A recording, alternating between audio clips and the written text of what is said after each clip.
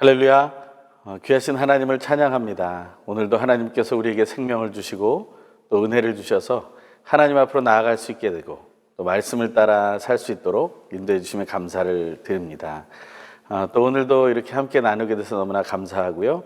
또 하나님 안에서 늘 말씀 속에서 승리하는 비결을 누리게 되길 간절히 소망합니다. 함께 기도하고 시작하겠습니다. 하나님 아버지, 감사와 찬양을 드립니다. 오늘도 하나님 앞에서 새날을 맞으며 하나님 주신 생명으로 승리하고 또한 이 세상 혼란과 어려움들이 많으나 하나님의 말씀 붙들고 승리하기 원하니 오늘도 이사야2 강의에 참여하는 모든 분들에게 하나님 함께하여 주시고 한 영혼 한 영혼 하나님께로 돌아오는 은혜를 누리게 도와 주시옵소서. 감사 찬양 드리며 우리가 하나님의 말씀을 향해 나아갈 때 임하시는 성령 하나님께 모든 것을 맡겨드리고 예수님의 이름으로 간절히 기도합니다. 아멘. 오늘 또 계속해서 이사야의 강의를 하기 원합니다. 저희가 1단원을 계속해가고 있고요. 그 중에 오늘은 3과를 하도록 하겠습니다.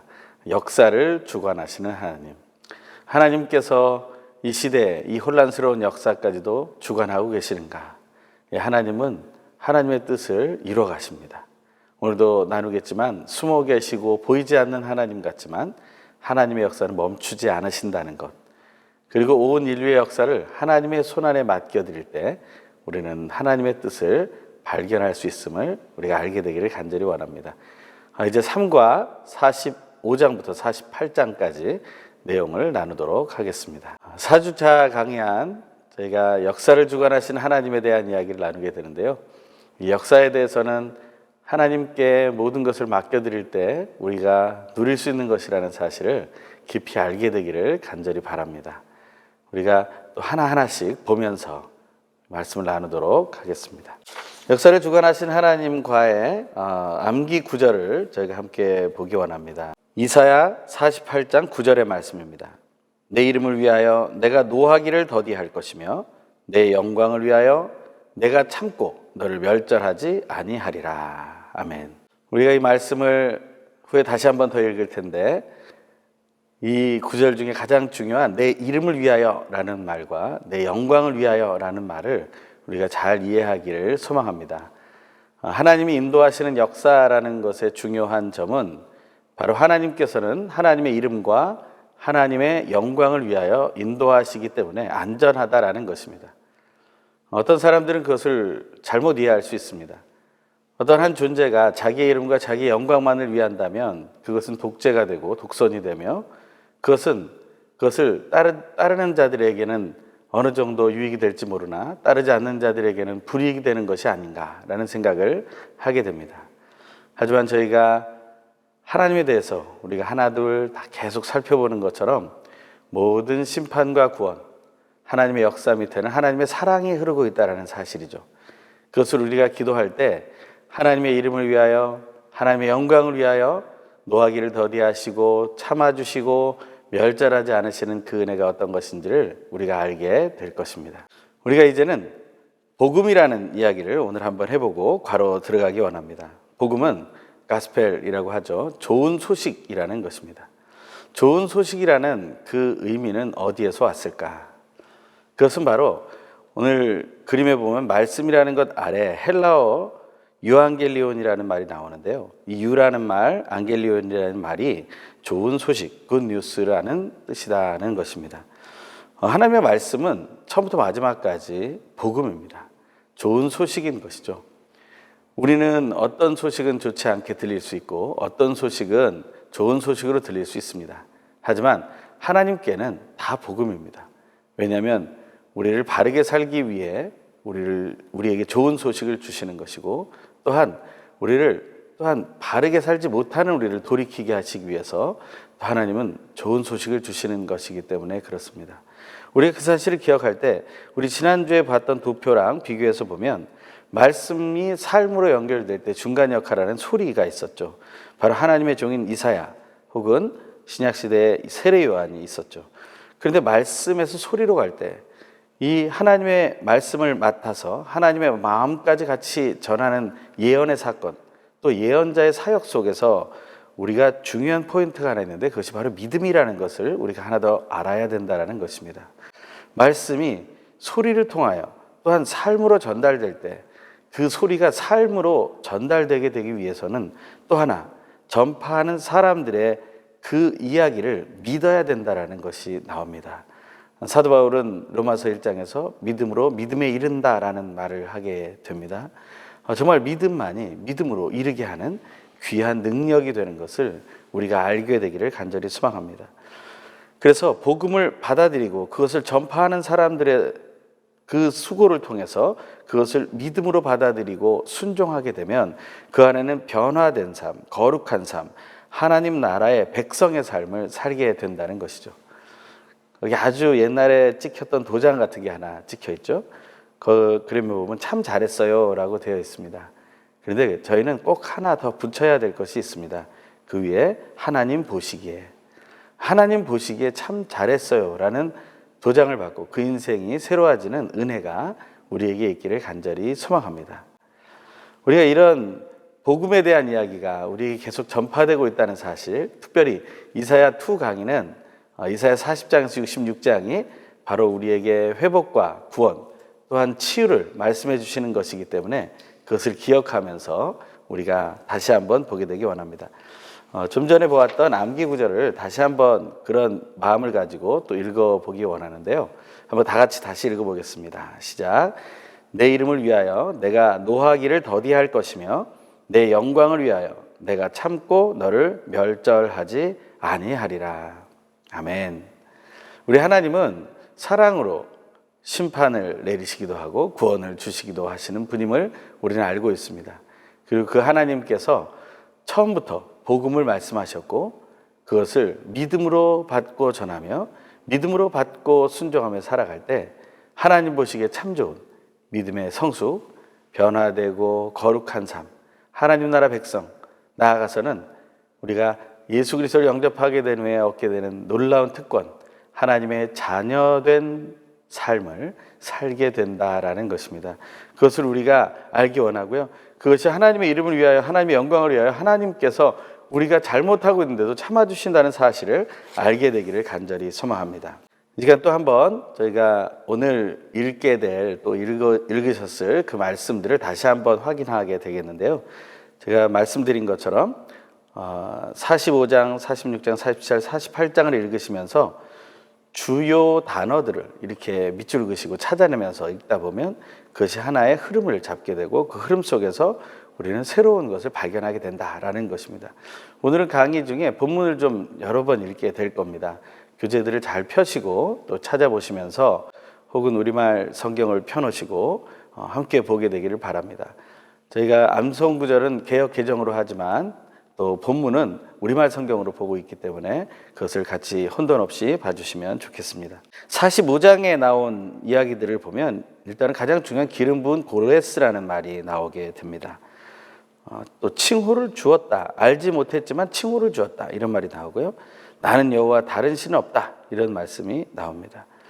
또 정의를 세우기 위해 이 말은 앞에 나왔던 암송 구절처럼 하나님의 이름과 하나님의 영광을 위해 하나님은 무언가를 하신다라는 그런 의미가 담겨 있는 것인데요.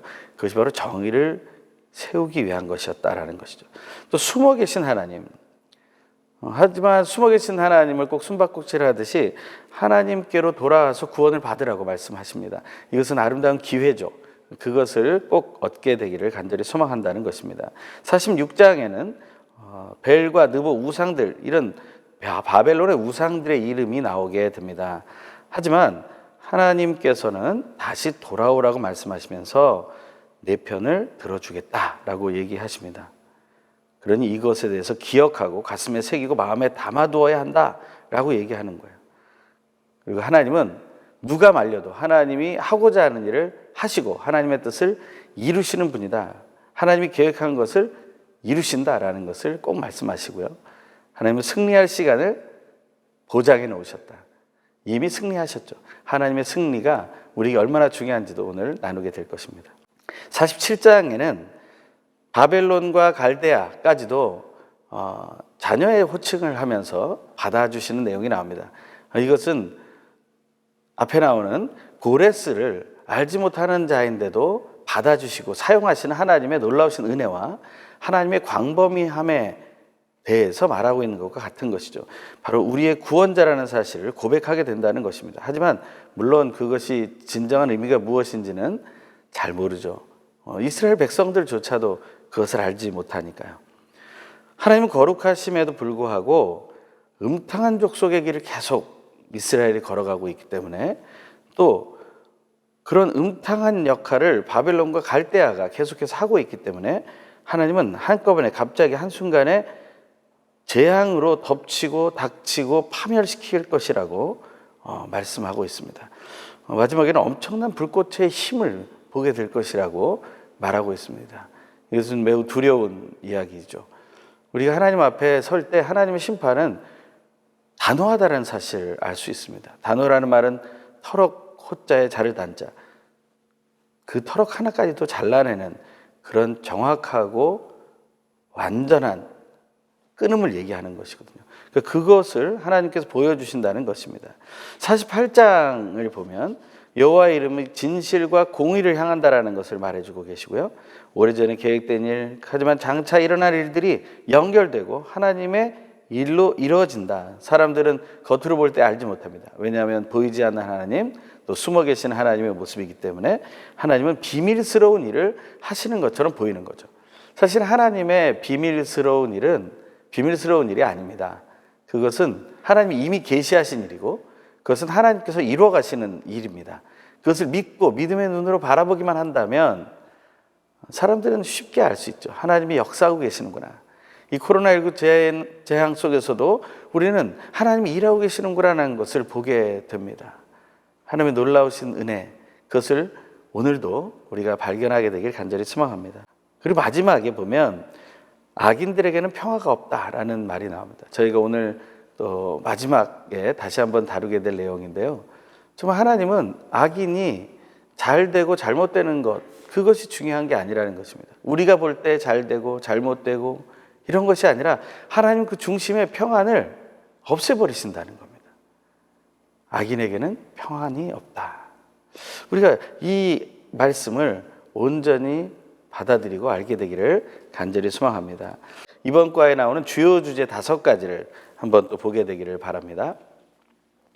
주요 주제 5가지는 일단 이사야 45장의 중심 주제로 하나님의 종 고레스라는 이름이 나오고요. 또한 나는 여호와다, 다른 신 없다라는 하나님의 절대적인 유일성에 대한 이야기가 나옵니다. 이사야 46장에는 너희 편이 바로 하나님이시다라는 것을 얘기하고 있고요. 거기에는 무책임한 우상들의 모습을 아주 적나라하게 표현하고 있습니다. 물론 이 내용은 47장에도 계속해서 이어져 가고 있습니다. 이사야 47장의 중심 주제로 본다면 하나님의 주권적인 사랑에 대한 이야기인데요. 이것은 사실 이사야 45장에서 48장까지 내내 흘러가고 있다는 것을 우리가 확인해 보게 될 것입니다. 이사야 48장의 중심 주제는 하나님의 승리 선포입니다.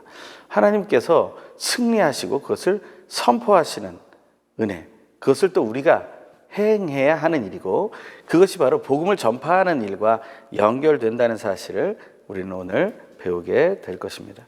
이 중심 주제는 그림에서 보는 것처럼 삼위일체 하나님의 그 마음과 말씀이 하나님의 사랑에 기반하고 있다는 것을 우리가 기억하면서 한번 보게 되기를 바랍니다. 76페이지를 한번 펴주십시오. 이제 첫 번째 주제입니다. 하나님의 종 고레스에 대한 것인데요. 거기에 아래에 보면 붉은 글씨로 200년 후 페르시아의 초대 왕이었다. 영어로 보면 사이러스라고도 나오고요. 그 의미는 태양이라는 의미를 가지고 있습니다. 이 이방 나라의 왕이었던 또 제국의 왕이었던 그런 고레스를 하나님은 하나님의 종이라고 말씀하고 있고 또 200년 후의 사람을 말씀하고 계신다라는 겁니다. 오늘 본문과 성경에 계속 나오지만 그는 하나님을 알지 못합니다. 하나님의 이름도 알지 못했고 그는 전혀 하나님의 뜻이라는 것을 생각해 보지도 않았습니다. 하지만 그는 200년 전에 이미 하나님께 택함을 받은 이방인이었다라는 것이죠. 그 내용을 살펴보면 고레스는 하나님의 기름 부음 받은 목자라는 것입니다. 오늘 본문에는 나오지 않지만 지난주 본문 이사야 44장의 마지막에 보면 그는 하나님의 목자, 하나님 부르신 하나님의 목자라는 이야기가 나옵니다. 그런데 오늘 본문의 시작은 어떻게 시작됩니까? 하나님의 기름 부음을 받은 자다라는 말이 나옵니다. 이것은 거의 메시아의 상징에 나오는 이야기와 연계되죠. 하나님께서 어떤 존재를 사용하시는지에 대한 것이 우리에게는 매우 중요한 이슈가 될 수 있습니다. 하지만 하나님은 하나님이 원하시는 사람, 하나님이 계획한 사람을 사용하시고 그를 통해 일을 이루어 가신다라는 것입니다. 근데 그가 해야 될 일이 있습니다. 그게 어떤 일을 해야 되냐면 76페이지에 반가로 3번을 보시면 하나님이 고레스를 지명하여 부르신 두 가지 목적은 다음과 같다라고 말하고 있습니다. 읽어보겠습니다. 첫째, 고레스로 하여금 이스라엘의 하나님이 여호와이심을 알게 하시려는 것이다. 예, 이스라엘의 하나님이 여호와다. 여기서 여호와라는 존재는 참신이다라는 것이죠. 그래서 이스라엘의 하나님이 여호와다라는 것을 고레스로 하여금 알게 하기 위해서 택하셨다라는 겁니다. 고레스는 바벨론 이후에 또 크게 통일을 했던, 그 당시에 통일을 했던 그런 제국이죠. 그런데 그 페르시아 제국의 황제로 칭함받던 그런 초대 황제인 고레스가 그것을 이스라엘을, 아주 작은 존재인 이스라엘을 인정하게 되고, 그 이유는 그 이스라엘의 하나님이 진짜 하나님이었기 때문이다라는 것을 보여주게 된다는 것이죠. 둘째는 무엇입니까? 앞으로 고레스가 해야 할 일은 하나님의 종 야곱, 택함받은 이스라엘을 위한 것임을 알려주시려는 것이다 라고 했습니다. 이사야 45장 13장 앞에 저희가 주요 구절에 대한 단어들 한번 봤을 때 거기에 정의를 세우기 위해라는 말이 나옵니다. 그런 것처럼 이 고레스는 이스라엘을 위해서 하나님이 일하신다라는 것을 또한 이스라엘 백성에게도 알려주기 위한 것이라는 것이죠. 온 세계에 알릴 뿐만 아니라 이스라엘 사람들에게도 그것을 알려서 다시 포로로부터 귀환하게 되고 성전을 재건하게 되는 놀라운 은혜의 메시지를 선포하게 되었다라는 것이죠. 이것은 참으로 놀라지 않을 수 없는 일입니다. 또 도표에 나오는 고레스를 사용하신 하나님의 진리라는 그런 단락을 저희가 보게 되면요, 질문 2번 77페이지입니다. 고레스를 들어 사용하시는 하나님을 통해 깨닫게 되는 진리는 무엇인가요? 그랬습니다. 세 가지가 나오는데요. 세상의 시공간을 다스리시는 분은 오직 여호와 하나님 한 분뿐이시다 라는 것이고요. 두 번째는 하나님의 구원이 이루어지는 가운데 믿지 않는 이방인도 쓰임받을 수 있다라는 것입니다. 거기에 보면 그 도표에 빨간 글씨, 붉은 글씨로 또 진흙과 토기장의 비유, 부모 자식 비유라는 게 나오는데요. 78페이지에 2번에 괄호 1번 그리고 반괄호 1번 부분을 한번 읽어보겠습니다. 하나님의 구속 주권에 대한 도전인데요. 과거 모세를 사용해 이스라엘을 애굽으로부터 구원하신 것과 다르게 이번에는 하나님을 모르는 이방인 고레스를 들어 사용하시는 하나님의 구원 계획에 대한 의혹과 도전을 진흙과 토기장의 비유 및 부모와 자식 비유를 통해 설명하고 있다라는 것이죠.